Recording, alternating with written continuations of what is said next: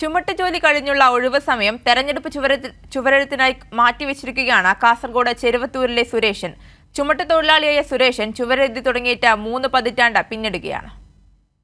ചെറുവത്തൂരിൽ ചുമട്ടുതൊഴിലാളിയാണ് അമ്മിഞ്ഞിക്കോട്ടെ P Sureshan.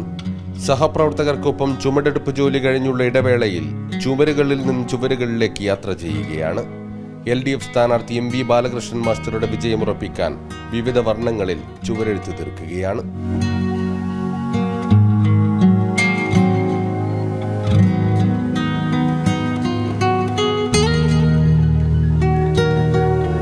പത്തോളം ചുവരെഴുത്ത് ഇതിനകം പൂർത്തിയാക്കി. ചിത്രകല അഭ്യസിച്ചിട്ടില്ല. 1995 തദ്ദേശ തിരഞ്ഞെടുപ്പിലാണ് ഇടതുപക്ഷത്തിനായി ആദ്യമായി ചുവരെഴുതിയത്. പിന്നെ പാർലമെന്റ് തദ്ദേശ നിയമസഭാ തിരഞ്ഞെടുപ്പുകളിൽ ചുവരെഴുത്ത് പതിവായി. 95 ആ സമയങ്ങളിൽ നമ്മുടെ ആദ്യ കാസർഗോഡ് പാർലമെന്റിലേക്ക് ടി ഗോവിന്ദാട്ടൻ മത്സരിക്കുന്ന സമയത്ത് അദ്ദേഹത്തിൻ്റെ വിജയത്തിനാവശ്യമായ ഒരു ചുമരെഴുത്ത് നടത്താൻ വേണ്ടി കഴിഞ്ഞത് വലിയ ഭാഗ്യമാണ്. അതിപ്പോൾ അതിൻ്റെ എഴുതിയതിൻ്റെ അവശേഷിക്കുന്ന ഭാഗങ്ങൾ ഇപ്പോൾ ഉണ്ട്.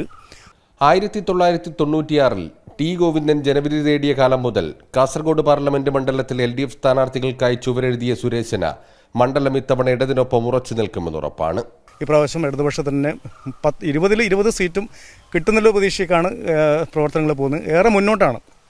നമ്മുടെ സ്ഥാനാർത്ഥി പ്രഖ്യാപനവും ഐക്യകണ്ഠേന കാസർഗോഡ് ആയിക്കോട്ടെ മറ്റ് മണ്ഡലങ്ങളായിക്കോട്ടെ എല്ലാം ഐക്യകണ്ഠേന തിരഞ്ഞെടുക്കപ്പെടുകയും അതുപോലെ തന്നെ പ്രചരണ രംഗത്ത് ബഹുദൂരം മുന്നിലേക്ക് പോകുന്ന ഒരു സ്ഥിതി ഉണ്ടായിട്ടുണ്ട്.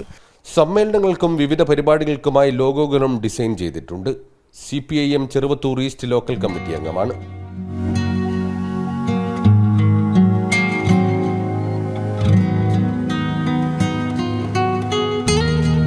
ക്യാമറമാൻ ഷൈജു പിലാത്രയോടൊപ്പം സിജു കണ്ണൻ.